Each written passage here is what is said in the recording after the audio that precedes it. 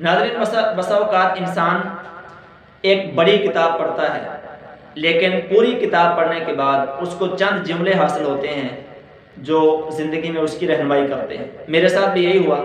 میں نے ایک کتاب پڑھی، طاہر جاوید مغل کی کتاب، اور تقریباً 1000 صفات کی کتاب، وہ ناول تھا۔ وہ ناول سلطان جلال الدین خوارزم شاہ اور تاتاریوں کی جنگ سے متعلق آخری دور کا ناول تھا، کہ جب سلطان لڑتے لڑتے گوشہ نشین ہو جاتے ہیں۔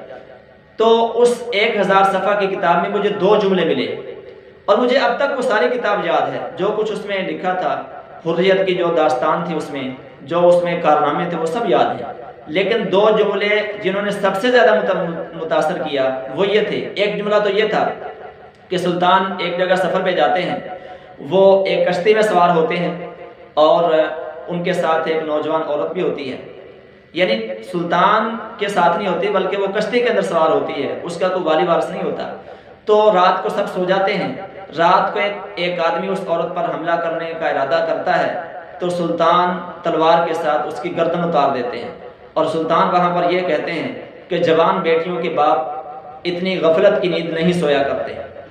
یعنی سلطان نے واقعتاً سلطان ہونے کا حق ادا کیا، جس طرح سے انہوں نے اپنی جہادی زندگی میں مسلمانوں کی قیادت کی اور مسلمانوں کو بہت بڑے نقصان سے بچا لیا۔ ایک نقصان تو ہو چکا تھا، 1.5 کروڑ لوگوں کا قتل عام ہو چکا تھا، تاتاری کر چکے تھے۔ اس کو ہم انشاءاللہ کسی ویڈیو میں تفصیل کے ساتھ، ڈیٹیل کے ساتھ ذکر کریں گے۔ اور جب سلطان کی آخری عمر تھی تو اس میں یہ ایک واقعہ اس کتاب میں میں نے پڑھا۔ سلطان نے کہا کہ جوان بیٹیوں کے باپ گہری اور غفلت کی نیند نہیں سویا کرتے، چنانچہ اس کا حملہ بھی ناکام بنا دیا، اور امت کو ایک سبق دیا، آنے والے لوگوں کو ایک سبق دیا کہ جوان بیٹیوں کا مطلب یہ بھی ہے کہ ہر وہ موقع کہ جس پر آپ کی ضرورت ہو، آپ اس میں عملی کردار ادا کریں۔ یہ صرف اس بارے میں جملہ نہیں ہے۔ تو ایک جملہ تو یہ تھا۔ دوسرا جملہ تھا اس میں کہ جب تمام دروازے بند ہو جاتے ہیں تو ایک دروازہ تب بھی کھلا رہتا ہے۔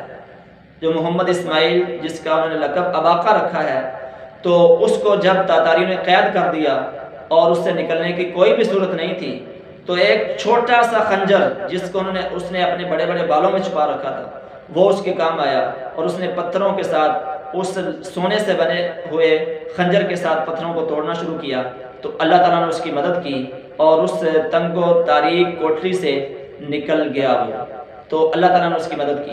تو جو 2 جملے میں آپ کے ساتھ شیئر کرنا چاہتا تھا، ایک تو یہ کہ جوان بیٹیوں کے باپ غفلت کی نیند نہیں سویا کرتے، اور دوسرا جملہ تھا کہ جب تمام دروازے بند ہو جاتے ہیں تو ایک دروازہ تب بھی کھلا رہتا ہے۔ پہلا جملہ کیا ہے کہ وقت کے جو سلطان ہوتے ہیں، وقت کے بادشاہ ہوتے ہیں، چاہے وہ ایک گھر کے لیڈر ہوں، چاہے ایک ادارے کے لیڈر ہوں، وہ مشکل وقت میں ادارے کو سنبھالتے ہیں، گھر کو سنبھالتے ہیں، بیٹیوں کو سنبھالتے ہیں، بیٹوں کو سنبھالتے ہیں، بچوں کو سنبھالتے ہیں۔ اور دوسرا جملہ کیا ہے کہ جب تمام دروازے بند ہو جاتے ہیں، یعنی دنیا کے لوگ ہمارے لیے دروازہ بند کر دیتے ہیں، دنیا کا کوئی شخص ہماری مدد نہیں کرنا چاہتا، تو اللہ کا دروازہ تب بھی کھلا رہتا ہے۔ نہ وہ دن کو بند ہوتا ہے، نہ رات کو بند ہوتا ہے، بلکہ اللہ کی پکار آتی ہے کہ ہے کوئی مانگنے والا۔ یا ایھا الانسان ما غرک بربک الکریم، اے انسان تجھے رب کریم سے کس آدمی نے، کس چیز نے دھوکے میں ڈال دیا۔ تو ہمیں چاہیے کہ ہم ان دونوں جملوں کو اپنی زندگی کے اندر زندہ کریں۔